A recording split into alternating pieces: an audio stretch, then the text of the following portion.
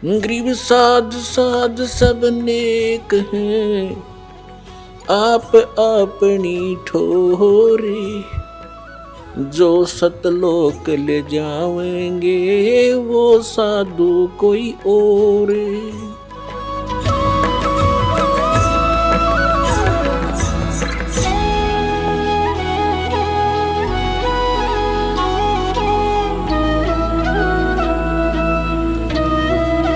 अब इसमें क्या बताया है 15वें अध्याय के चौथे श्लोक में, चौथे में स्पष्ट कर दिया है कि जिस समय वो तत्वदर्शी संत मिल जाए और वो तत्व ज्ञान बतावेगा, उस तत्व ज्ञान रूपी शस्त्र के द्वारा इस अज्ञान रूप उलझी हुई गुत्थी को काटकर अर्थात अच्छी तरह समझकर उसके पश्चात परमेश्वर के उस परम पद की खोज करनी चाहिए, जहाँ जाने के बाद साधक फिर लौटकर कभी संसार में नहीं आते।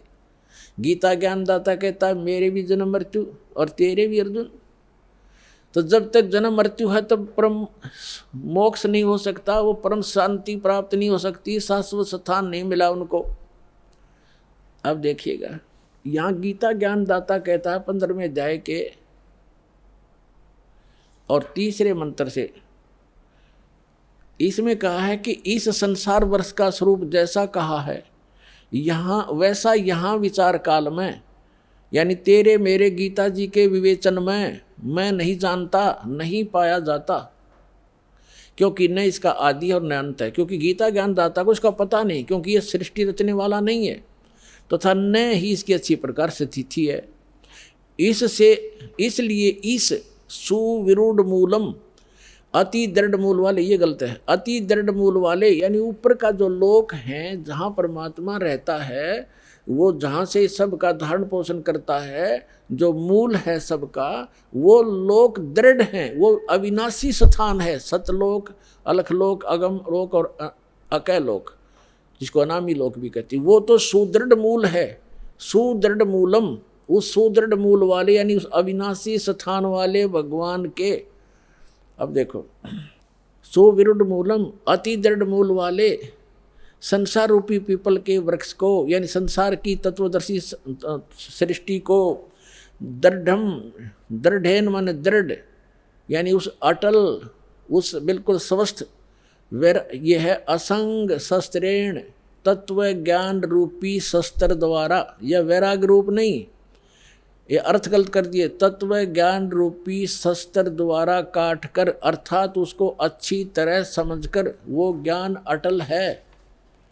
उसके पश्चात 15वें अध्याय का ये चौथा श्लोक श्रीमद् भगवद गीता का, उसके पश्चात उस परम पद रूप परमेश्वर को भली भांति खोजना चाहिए, जिसमें गए हुए पुरुष फिर लौटकर संसार में नहीं आते, और जिस परमेश्वर से पुरातन संसार वृक्ष की प्रवृत्ति विस्तार को प्राप्त हुई है, अर्थात जिसने सब संसार रूपी वृक्ष की रचना की है, सब ब्रह्मांडों की रचना की है, उसी आदि पुरुष नारायण की मैं शरण हूँ। ऐसा इस प्रकार दृढ़ निश्चय करके उस परमेश्वर का मनन और निधिध्यासन करना चाहिए। इससे सिद्ध हो गया कि गीता ज्ञान दाता भी अपने से अन्य किसी परम शक्ति ओवरऑल कंट्रोलर, सबके उत्पादक सर्वोत्पादक परमात्मा की भक्ति करने को ही कह रहा है, अपनी भी नहीं कह रहा। पुण्यात्माओं, ये सूक्ष्म वेद को समझाने की एक पंक्ति को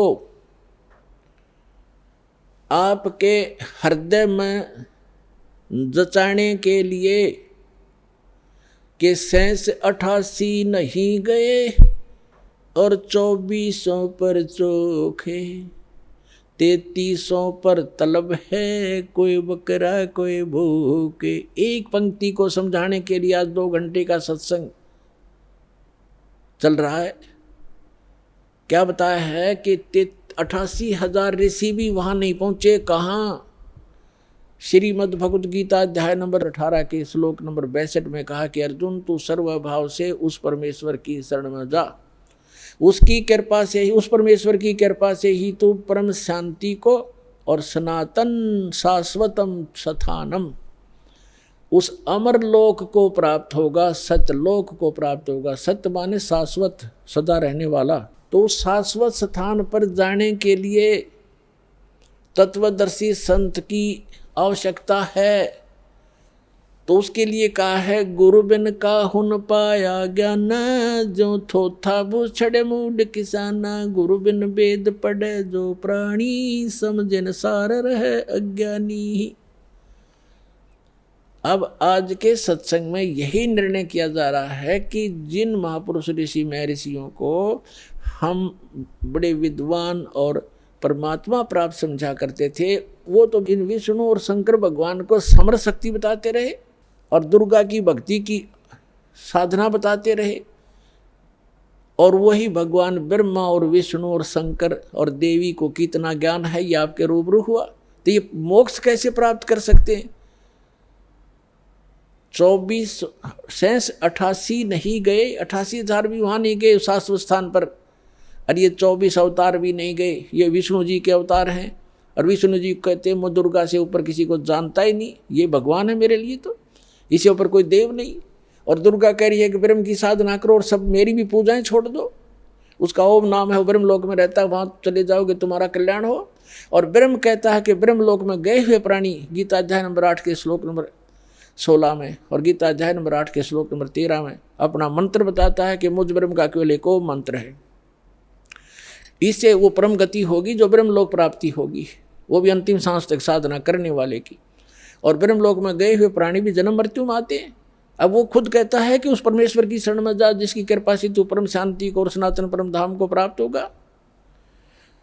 और जहाँ 15वें अध्याय के 4थे श्लोक में स्पष्ट कर दिया है कि जहाँ जाने के बाद साधक फिर लौटकर कभी संसार में नहीं आते। और गीता ज्ञानदाता कहता कि मैं भी जन्म मृत्यु और तेरी भी जन्म मृत्यु। तो पुण्यात्माओं, इस एक कंसेप्ट को क्लियर करने के लिए कि सूक्ष्म वेद में जो लिखा है वो सारा सत्य है, लेकिन हमने असत्य ग्रहण कर रखा था, इसलिए हमारे सत्य हमें अच्छा नहीं लगा, सुहाया नहीं। उस सत्य को सत्य ग्रहण कराने के लिए आपके हृदय में इसको स्थान बनाने के लिए ये इतना सत्संग करना पड़ रहा है। अब क्या निष्कर्ष निकला?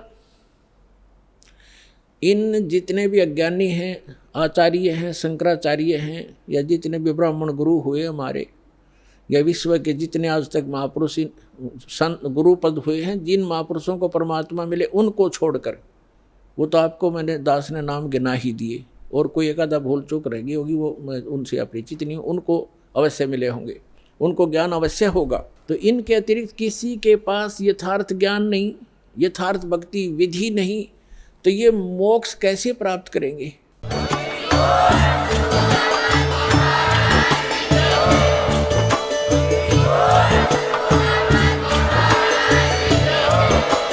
आप सुन रहे थे जगत गुरु तत्वदर्शी संत रामपाल जी महाराज जी के मंगल प्रवचन। अधिक जानकारी के लिए विजिट कीजिए हमारी वेबसाइट www.jagatgururampalji.org। संत रामपाल जी महाराज जी के शुभ आशीर्वाद से पूरे विश्व भर में 500 से भी ज्यादा नाम दीक्षा केंद्र हैं, जिन पर संत रामपाल जी महाराज जी द्वारा ऑनलाइन निशुल्क नाम दीक्षा दी जा रही है। अपने नजदीकी नाम दीक्षा केंद्र का पता करने के लिए संपर्क करें 8222880541।